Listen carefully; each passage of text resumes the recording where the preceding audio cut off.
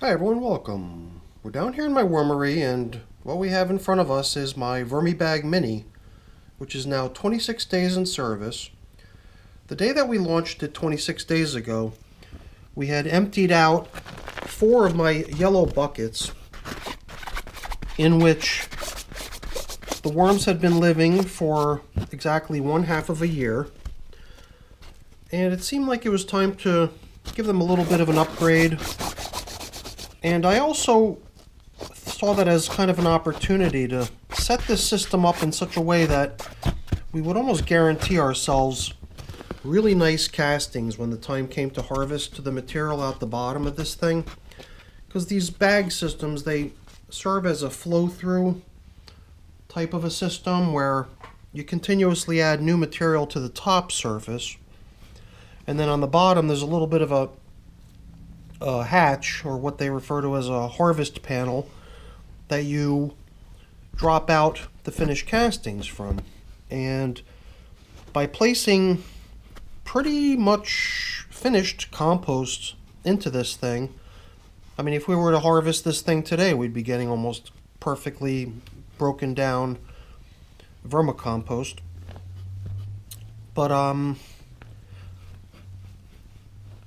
I guess we'll have to see, at some point in the future we'll get to see what the material looks like when it comes out the bottom. I do believe that it had some little bits of, debris in it still. Not even debris, but uncomposted bits and pieces of material, such as the stems of leaves and little tiny things, which I assume by the time we get around to harvesting will have all broken down.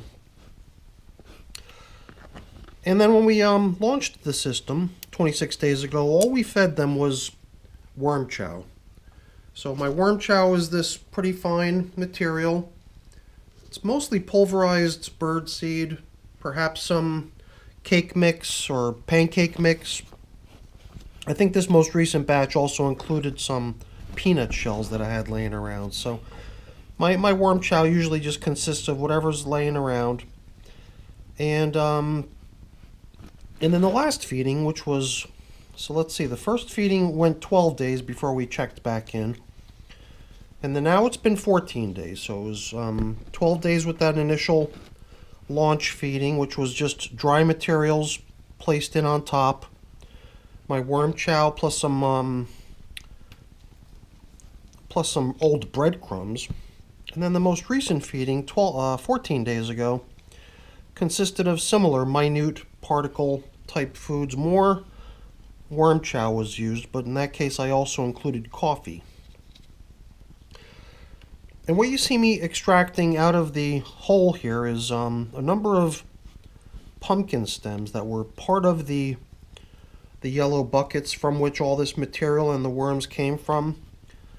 And it seemed sensible just to keep these large objects, these pumpkin stems, with the worms.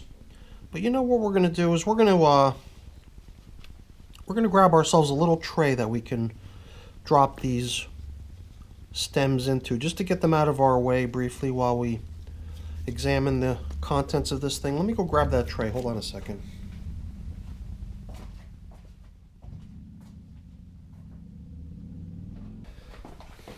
Alright, so this is the largest of all the pumpkin stems. It's the one that was in bucket number 1, and then all the other buckets had 2 stems in them each. And I think one of the buckets even already had one of its stems broken down to the point where it didn't even register as a stem anymore. I think it might have been reduced to little fragments like this. So I think that means we should have like 1, 2, 3... There might still be another pumpkin stem floating around down here that we missed. Well, whatever. If we bump into it, we can extract it at that time too. So the other thing that obviously, as you can see, was included with the last feeding was a good bit of my prepared bedding. And I believe that this is my prepared bedding because it seems like it's got a whole bunch of little leaf fragments mixed into it. And I'm prepared to use a little bit more of my prepared bedding today because I think that stuff is beneficial since it includes a little bit of moisture, because I prepare my bedding with some water, so I dampen the stuff and then it sits in a little tray until such a time that I need to use it. And if we were to use it, then we'd be bringing with it a little bit of moisture. I did worry a little bit, since that that cardboard top that we have on here doesn't really protect much against drying. I came in here a couple times since the last check-in, and I did find that a lot of the worm chow that was sprinkled out on top of this shredded paper cardboard leaf mixture had still just been sitting there and was kind of getting ignored, and it seemed like the material was a little bit dry. So I came in with my squirt bottle and I dampened everything, and then I came in a couple days later to do the same thing once again, because I was growing a little bit concerned, because things were seeming a little bit dry out near the surface, and I'm starting to wonder if maybe it's time to upgrade a little bit as far as the capability in terms of keeping things damp in here. Maybe that cardboard top can come back in, and maybe it'll just be left to become sort of bedding material, and then we can come in with maybe a plastic top for this whole setup, because I don't want to have to come in here every few days to check that things are damp enough and then re-moisten everything. So I've got a feeling that that's probably going to be the best bet here, is just to put a plastic covering over this thing. Luckily, I've got a pretty good sized piece of plastic that I had used at one point to cover up the outdoor grow bag when it was bought inside for a certain period of time during a really harsh winter, this past winter, when I kind of chickened out and turned my outdoor worm bag into an indoor worm bag when I was worried about the worms getting frozen out there. And I figured, if we keep them warm, then the system will be productive. So the system was covered with a plastic, circular piece of plastic material, which is perfectly sized to cover this up thoroughly. So I believe we're going to bring that into play here. And you saw how deep I had to dig before I finally found some worms to check out. All the stuff on the top was, seemingly so dry already that the worms just didn't have much interest in being there. Perhaps they came up and ate the worm chow and they, nibbled away at the coffee, but then they retreated back down into the more damp material down low. So I'd really like for the entire system to be comfortable enough for the worms to feel free to roam around everywhere and not have to retreat down into the depths of the bin or the bag in order to feel comfortable. So I believe that putting the plastic cover on here is going to be a good choice. And I even thought about, possibly setting up the feeding in such a way that it just gets placed right on top of the cardboard top that had been in here. So instead of using this as a top, actually using this as additional foundational bedding onto which we can place today's food. So why don't we do that? I kind of like the idea. If this is no longer our lid anyway, since the lid is going to be replaced with a sheet of plastic, this stuff can just go in as a nice, generous piece of bedding material. And then right on top of that, we can pile in today's feeding. And then the worms will have to kind of work to get in here. I mean, you can see I just punctured this by pressing down on one of the pumpkin stems. But the worms will have to kind of make their way, up onto this thing if they want to enjoy the delicious meal I'm giving them today. And that's kind of the reason I keep pushing, is because I thought that maybe I can even create a couple more holes through which the worms can make their way up here if they want to. Perhaps just this one hole is sufficient. I got a feeling where there's a will, there's a way, and the worms can just make their way up here if they're interested in the delicious foods we're giving them. And it is a nice assortment. You can see so far we've given them a couple corn cobs and a banana peel. And what's in here is some peach. It was a little bit bruised and nasty, so it just became worm food. And then here too is just some supplementary bedding, just a soiled napkin.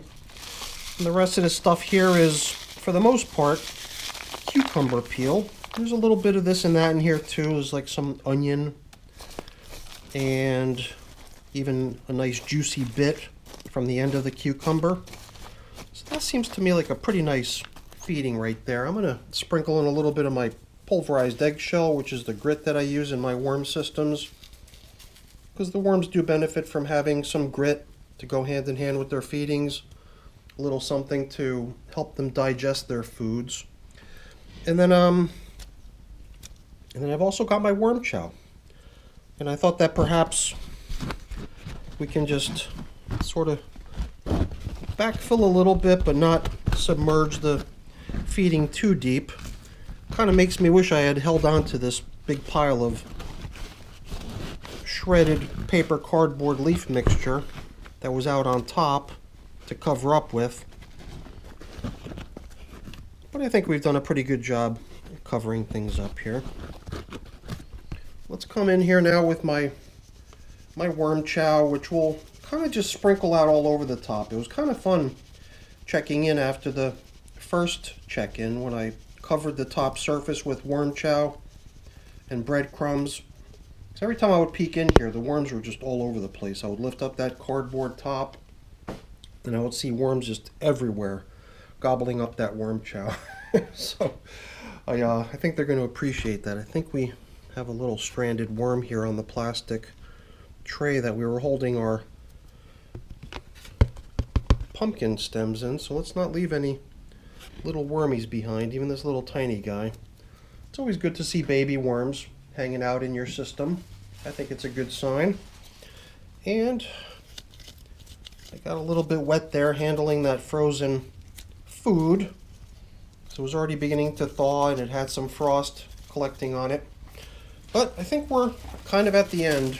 So let's get these little guys covered up. The covering is, as you can see, more than enough to cover up the entire top surface at this point. For a while there, I was actually running this bag system with bubble wrap wrapped on the outside to stifle its ventilation capabilities and breathability, to help keep things a little bit drier. Not drier, I'm sorry. Keep things from drying excessively. But as far as the stuff that goes, you know, down 3, 4, 5 inches, whatever it is that I extracted, that's the kind of in-play material.